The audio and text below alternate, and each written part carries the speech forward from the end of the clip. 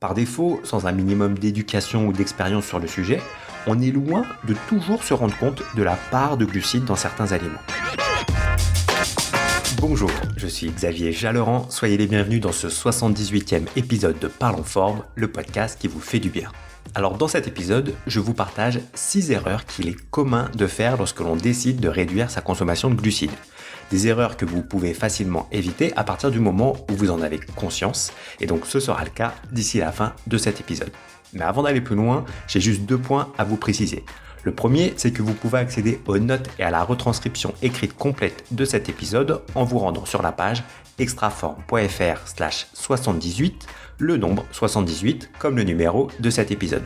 Et le deuxième, c'est tout simplement que si vous appréciez ce podcast et que vous voulez m'aider à le faire connaître, alors le plus simple et le plus efficace est de mettre une note 5 étoiles et un commentaire sur votre plateforme d'écoute favorite et en particulier sur iTunes ou Apple Podcast. C'est rapide à faire de votre côté et très important pour moi pour donner un maximum de visibilité à ce podcast et au message qu'il contient. Donc allez-y maintenant tant que vous y pensez, mettez cet épisode en pause et faites votre bonne action du jour. Donc passons maintenant au sujet de cet épisode. Je vous en ai déjà parlé à plusieurs reprises dans ce podcast. Si vous voulez perdre du poids et gagner en énergie, alors il est en général recommandé de réduire votre consommation de glucides. Pourquoi ? Tout simplement car si vous suivez les recommandations standards et que votre régime alimentaire se base sur ces recommandations, alors il est très probable que votre consommation de glucides soit bien supérieure aux besoins réels de votre corps. Et finalement, ça s'explique notamment par le mauvais procès fait aux graisses au cours des dernières décennies. Si il n'est pas recommandé de manger des graisses, alors il faut bien continuer à s'alimenter et à donner de l'énergie à notre organisme. Et comme il est difficilement envisageable de ne consommer que des protéines, alors l'autre alternative est de donner la priorité aux glucides. Sauf qu'en suivant cette logique, le nombre de personnes en surpoids et obèses a littéralement explosé depuis les années 80-90. Et aujourd'hui, avec plus de recul, 2 constats sont sans appel. Le premier, c'est que consommer trop de glucides joue un rôle majeur sur le fait de stocker du gras. Et le deuxième, c'est que consommer de bonnes graisses n'est pas forcément synonyme de prise de gras. Aujourd'hui, le mouvement s'inverse et sans chercher à couper complètement votre consommation de glucides, ce qui n'est pas nécessaire, il apparaît clairement quand même qu'adapter votre consommation à votre rythme de vie, est une excellente pratique pour perdre du poids et du gras en particulier. Donc pour aller dans ce sens et éviter des erreurs qui peuvent vous limiter dans l'atteinte de votre objectif, voyons ensemble 6 erreurs à éviter lorsque vous décidez de réduire votre consommation de glucides. Première erreur, continuez à consommer trop de glucides. Et fondamentalement, il n'y a pas de définition stricte de ce que peut être un régime faible en glucides. Cependant, on peut dire que si vous consommez moins de 100 à 150 grammes de glucides par jour, alors vous aurez un niveau de consommation bien inférieur à un régime alimentaire standard. Dans ce cas, vous pouvez déjà obtenir d'excellents résultats en respectant cette limite de consommation de glucides. En particulier, si vous consommez de vrais aliments, que vous cuisinez vous-même et que votre alimentation ne repose pas sur des produits déjà transformés. Cependant, votre consommation doit aussi et surtout s'adapter en prenant en compte 2 critères. Le premier, c'est votre rythme de vie. Pour faire simple, une personne active peut consommer plus de glucides au quotidien qu'une personne plus sédentaire. Tout simplement car elle va dépenser au jour le jour ses apports en énergie qui sont rapidement disponibles. Et le deuxième critère, c'est votre objectif en termes de poids ou de forme. Si vous voulez perdre du poids, vous devrez alors adapter votre consommation à la baisse, alors que si vous voulez simplement maintenir votre poids, alors vous pouvez en consommer plus. Au final, il n'y a pas de réponse toute faite, car tout cela varie en fonction de ces 2 critères, mais aussi de votre propre organisme.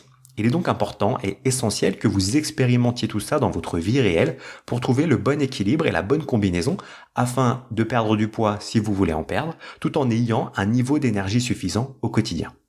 Petite parenthèse, si vous voulez rentrer en cétose, ce qui est essentiel quand on veut suivre un régime cétogène, alors il faudra encore réduire votre apport en glucides au quotidien.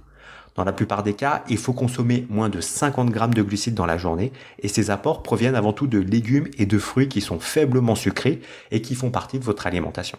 Dans ce cas, il faut éviter les produits ultra transformés qui sont riches en glucides et qui ont un indice glycémique élevé. Toutefois, gardez en tête que les contraintes imposées par le régime cétogène ne sont pas indispensables pour perdre du poids et vous pouvez très bien obtenir de superbes résultats sans aller aussi loin, donc c'est à vous de voir. Erreur numéro 2, ne pas lire les étiquettes. C'est tout simple, mais pourtant je constate que trop de personnes font cette erreur. Par défaut, sans un minimum d'éducation ou d'expérience sur le sujet, on est loin de toujours se rendre compte de la part de glucides dans certains aliments.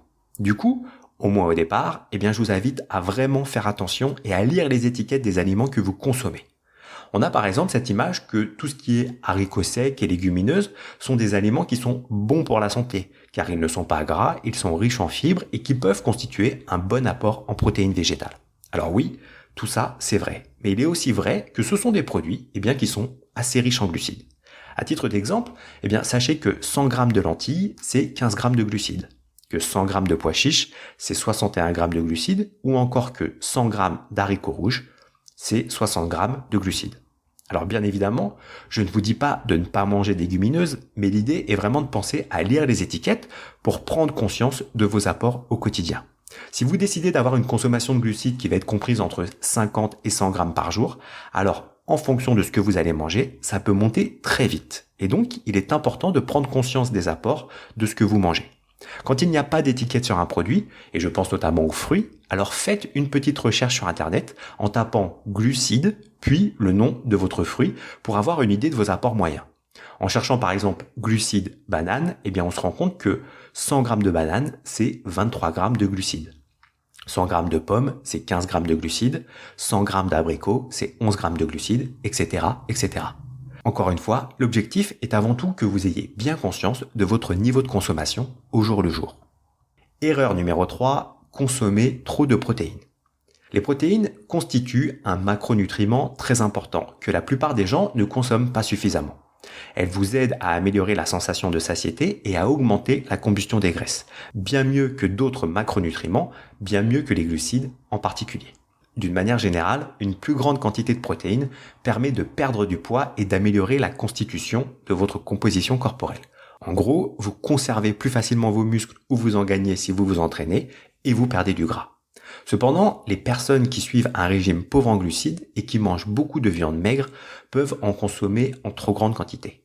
Lorsque vous mangez davantage de protéines que votre corps en a besoin, certains de ces acides aminés seront transformés en glucose par un processus appelé la gluconéogenèse. Cela peut devenir un problème dans les régimes alimentaires à très faible teneur en glucides, comme le régime cétogène, et cela peut empêcher votre corps de rentrer dans un état de cétose complète. Donc, selon certains scientifiques, un régime alimentaire à faible teneur en glucides bien formulé doit être riche en graisses et modéré en protéines. Une bonne indication que vous pouvez garder en tête est la suivante. Consommez entre 1,5 et 2 grammes de protéines par kilo de poids de corps. Par exemple, si vous pesez 90 kg, consommez entre 135 et 180 grammes de protéines par jour. Si vous pesez 70 kg, consommez entre 105 et 140 grammes de protéines par jour. Globalement, n'ayez pas trop de crainte, il est tout de même assez rare de consommer plus de 2 grammes de protéines par kilo de poids de corps au quotidien, sauf si vous avez une très grosse consommation de viande, de poisson ou encore de protéines en poudre. Si c'est le cas, il est simple d'adapter votre consommation pour revenir dans la bonne fourchette. Erreur numéro 4, avoir peur de manger des bonnes graisses. Quand on suit un régime alimentaire standard, la plupart des personnes obtiennent la majorité de leurs calories grâce aux glucides et en particulier ceux du sucre et des céréales. Lorsque vous retirez cette source d'énergie de votre alimentation, vous devez la remplacer par autre chose. Cependant, vous allez peut-être penser que si en plus vous supprimez totalement les graisses, alors cela rendra votre alimentation encore plus saine. Mais c'est une grave erreur. Si vous ne mangez pas ou peu de glucides, vous devez ajouter des graisses pour compenser. Si vous ne le faites pas, vous risquez d'avoir faim et d'en souffrir, en plus de vous alimenter d'une façon inadéquate. Fondamentalement, il n'y a aucune raison scientifique de redouter les graisses, à condition d'éviter les acides gras saturés et de choisir des graisses saines comme les acides gras monoinsaturés et les oméga 3 à la place. D'ailleurs, les personnes qui suivent une alimentation cétogène ont en général une alimentation où les graisses représentent 70% de leurs apports en calories. Donc de votre côté, vous n'avez pas forcément besoin ou envie d'aller aussi loin, mais dans tous les cas, n'hésitez pas à consommer plus de graisse afin de vous caler pendant de longues heures et donner à votre organisme tous les bons nutriments dont il a besoin pour fonctionner de façon optimale. Et pour cela, vous pouvez opter pour des sources de bonnes graisses, comme des viandes d'animaux élevés en pâturage et dans le respect de leur bien-être. Des poissons gras, comme le saumon, les sardines ou le maquereau. Vous pouvez aussi consommer chaque jour des noix et des oléagineux, ou encore des olives ou des avocats. Pour la cuisson, le beurre, si vous digérez les produits laitiers, ou le beurre clarifié, ou certaines huiles de première pression à froid sont aussi tout à fait recommandables pour la cuisson ou l'assaisonnement de vos aliments. Erreur numéro 5, laisser s'installer une carence en sodium.